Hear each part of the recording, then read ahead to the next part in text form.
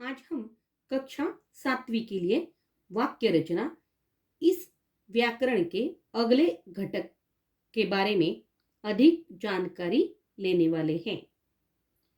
शब्दों के समूह से वाक्य बनते हैं।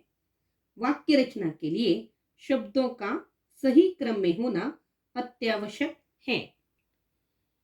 वाक्य किसे कहते हैं? देखिए, जिस शब्द समूह से पूर्ण अर्थ व्यक्त हो उसे वाक्य कहते हैं। वाक्य के दो खंड होते हैं। पहला खंड है उद्देश्य। उद्देश्य किसे कहते हैं? वाक्य में जिसके विषय में कुछ कहा जाए उसे उद्देश्य कहा जाता है। वाक्य का दूसरा खंड है विधेय। विधेय किसे कहा जाता है? उद्देश्य के बारे में जो भी कहा जाए वह विधेय कहलाता है।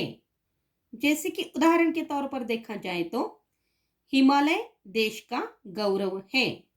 इस वाक्य में हिमालय के बारे में कहा गया है और इसलिए हिमालय उद्देश्य है। और उद्देश्य के बारे में जो कहा गया है वह विधेय होता है और इसलिए इस वाक्य में देश का गौरव है यह विधेय है। तो उद्देश्य और विधेय के बारे में कुछ उदाहरण है, उन्हें देखते हैं। देखिए, निम्नलिखित वाक्यों के उद्देश्य विधेय अलग करके लिखो। वाक्य है पुस्तकें हमारी सच्ची व स्थायी मित्र है। देखिए, यहाँ पर उद्देश्य है पुस्तकें और विधेय है हमारी सच्ची व स्थायी मित्र है।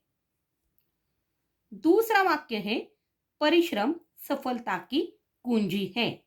देखिए, यहाँ पर उद्देश्य है परिश्रम और विधेय है सफलता की कुंजी है। तीसरा वाक्य है मुंबई देश की आर्थिक राजधानी है।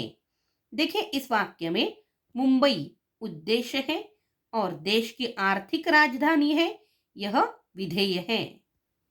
चौथा वाक्य है अध्ययन के अनेक आनंद व लाभ है।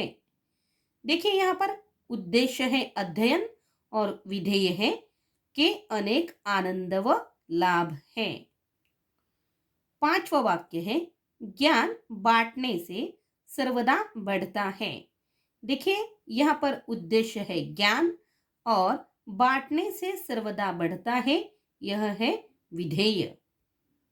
आज हमने वाक्य रचना इस व्याकरण पाठ द्वारा वाक्य यह संकल्पना तथा उसके दो खंड उद्देश्य और विधेय के बारे में उदाहरण सहित अधिक जानकारी प्राप्त कर ली है।